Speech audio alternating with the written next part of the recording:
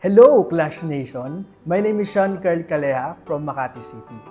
So, 6 facts about me. Unang fact, I was a student artist. So, meaning, yes po, scholar po ako sa Binild and nakapag-aral po ako ng libre dahil po sa pagtateatro under Culture and Arts Unit. Second fact, sumali ako sa Singing Binilja noong 2019 pero second place lang. Then hindi ako nakontento kasi so parang sabi ko, kailangan bumalik. So, noong 2020, following year, sumali ako ulit and kuha ko yung kampiyonato.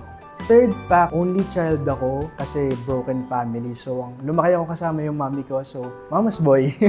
Fourth fact, isa ako sa mga nag-represent sa Philippines sa larangan ng teatro sa Czech Republic noong 2019. Then, nakuha namin yung major award. So, mapiling estudyante lang yun. Parang 10 students lang kami. Nirepresent namin yung school. And at the same time, nirepresent na rin namin yung Philippines. Fifth fact, mahilig ako mag-skincare. Gusto ko talaga i-improve yung sarili ko. And at the same time, gusto ko kasi presentable kahit saang bagay. Kunyari, job interview, pag lumalabas kasama yung friends, kasama yung family, gusto ko maayos, gusto ko malinis. So, nag-skincare ako para at least, ayan, medyo presentable, maayos yung mukha, at least maayos yung skin condition din. 6 fact about me, nagtrabaho ako sa casino industry.